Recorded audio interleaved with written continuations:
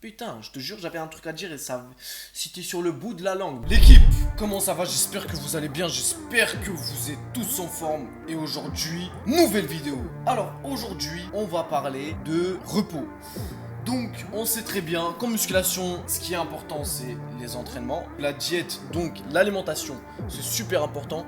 Mais est-ce que mon petit filou, tu savais que le repos était super important et surtout le fait de ne pas être en surentraînement. Je vais t'expliquer ça tout de suite. Sois bien attentif. On va parler du repos et du surentraînement aujourd'hui. J'espère que ça va t'intéresser parce que franchement, tu vas apprendre des trucs. Girl, you got me shook from the way your body looks. Got me riding hooks, got me feeling like a rook. I don't do it. On commence tout de suite, je prends mes notes. Alors, est-ce que tu as déjà eu la sensation d'avoir moins de ressenti lorsque tu t'entraînais? Est-ce que, bien sûr, tu as eu cette sensation de te sentir un peu plus faible, énervé, de te sentir agressif, ces changements d'humeur, les trucs comme ça? Tout ça, c'est dû en fait au surentraînement. De manière générale, quand tu es là, tu connais pas encore ça, généralement, t'es pas censé être en surentraînement, tu vois. C'est quand tu t'entraînes 2 voire 3 fois par jour pour certaines personnes. Ça, pour moi, c'est du surentraînement. Si t'es un petit mec comme moi, tout ça, un petit clochard comme moi, bah, généralement, tu t'entraînes en fait 1 fois par semaine. Faut savoir que si, c'est pas parce que justement tu vas t'entraîner 2 voire 3 fois par... Je dis combien? 1 fois par semaine? Je suis un ouf, moi. 1 fois par jour. Oh, 1 fois par jour, j'ai dit n'importe quoi, je suis fatigué. Tu vois, c'est parce que je suis en surentraînement. Je rigole. 1 fois par jour pour moi. Et faut pas penser que justement, si vous vous entraînez 2 à 3 fois par jour, vous allez devenir plus balèze. Justement, c'est tout simplement le contraire. Bah, tu risques de regresser, voire pire. Donc, écoute ce que j'ai à te dire. Je vais te partager en fait les principaux effets du surentraînement. Le premier, ça va être un état de fatigue qui dure dans le temps. Comment ça s'explique? Tout simplement, si tu vas t'entraîner beaucoup trop de fois, donc en gros 2 voire 3 fois par jour, tu vois, ce qui est énorme, ton corps il va être super fatigué, tu vas te sentir genre vraiment en mode KO, tu vois, même si tu envoies du café, thé vert, tout ce que tu veux, tu seras mort de chez mort. Deuxième effet, ça va être la baisse de la performance sportive, ce qui est assez logique. Si tu vas t'entraîner le matin et que tu repars le soir, le matin, tu es censé avoir tout donné, le meilleur du meilleur, pour justement détruire les fibres musculaires. Si tu repars après le soir, bah logiquement, tu es censé être moins performant. Troisième point.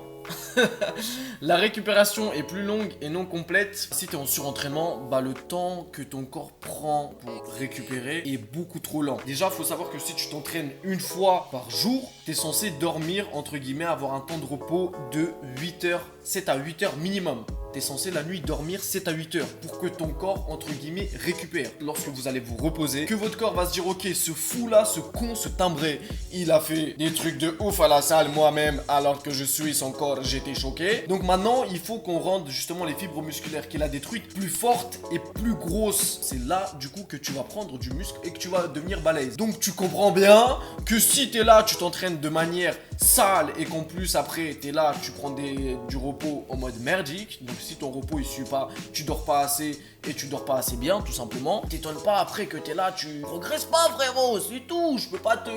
Voilà quoi, t'as compris. Donc voilà pourquoi en fait la récupération est plus longue. Parce que plus tu t'entraînes, bah plus ton corps va prendre du temps à récupérer. Ensuite, des changements d'humeur. Alors là, ça c'est le pire des trucs qui peut vous arriver. Déjà lorsque vous êtes par exemple en sèche, vous êtes super émotif. En gros, tout et n'importe quoi peut vous énerver ou ce genre de truc.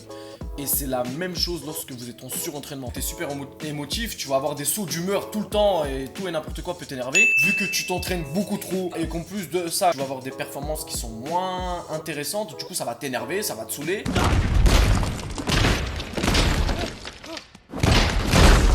Et du coup, tu vas avoir des sauts d'humeur archi bêtement parce que tu vas être super émotif. Tout ce qui va se passer va vouloir te déranger, tu vois. Et en plus, vu que tu as du mal à dormir, tu vas avoir des sauts d'humeur et des changements d'humeur archi facilement. Qu'est-ce qu'il faut faire? Alors, tu vas me dire qu'est-ce qu'il faut faire? C'est quoi tes techniques de spécialiste? Attendre 48 à 72 heures avant de travailler le même groupe musculaire. Si vous avez travaillé les épaules le lundi, va pas travailler les épaules le mardi. Attends mercredi, voire jeudi. Tout dépend de comment tu t'entraînes. Mais va pas t'entraîner le lendemain. Ça, c'est des mecs, comme je t'ai dit, qui ont le fruit du démon dans le corps, qui peuvent le faire 2 à 3 fois par jour, les épaules. Si tu connais pas, va voir la vidéo de Nato Monzongo, il parle au niveau du dopage et il explique qu'il pouvait s'entraîner, vu qu'il avait un retard au niveau des épaules, il pouvait s'entraîner 2 fois par jour, le même groupe musculaire, en gros les épaules. Mais après, quand tu as certains produits, en gros anabolisants, je ne crache pas sur les gens qui se dopent, c'est votre choix. Voilà, vous faites ce que vous voulez, chacun a ses raisons. Ensuite, prendre un jour minimum de repos par semaine. Moi, personnellement, j'en prends 2. Parce que je prends samedi, dimanche, parce que samedi, dimanche, c'est le week-end, c'est en mode chill, relax, you know. Et la semaine, tu vois, tu restes carré. Bien sûr, il y a des personnes, en fait, qui vont s'entraîner 7 jours sur 7. Tu peux le faire.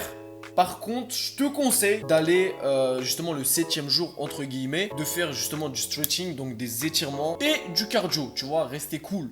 Pas justement t'envoyer des sales séances comme un bourrin. Donc voilà, comme je vous ai dit, 3 points plutôt super essentiels. C'est attendre 48 à 72 heures entre guillemets avant de travailler le même groupe musculaire, dormir à peu près 7 à 8 heures minimum par jour et aussi prendre un jour de repos minimum durant la semaine. Donc voilà l'équipe, pour finir, qu'est-ce que j'ai à vous dire en dernier mot? C'est tout simplement que la récupération doit être placée au même niveau, tu vois, que l'alimentation et l'entraînement.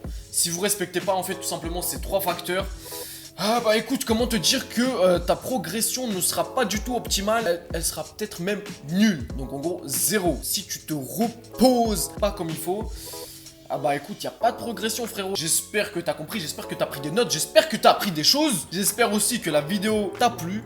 N'hésite surtout pas mon pote à t'abonner, à lâcher un like, à partager. Et surtout, n'oubliez pas une chose l'équipe, on est ensemble. Girl, you got me shook from the way your body looks.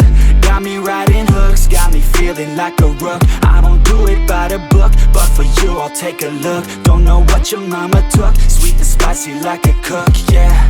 I'll keep it real, let's make a deal. Buy you a meal if you just let me feel. Get out your heels, grab on the wheel. Back to my place at the top of the hill. Don't have regrets, I know what's next. She need to fresh, I'll be back in a sec. Look at them legs, don't make me beg. Back to the room.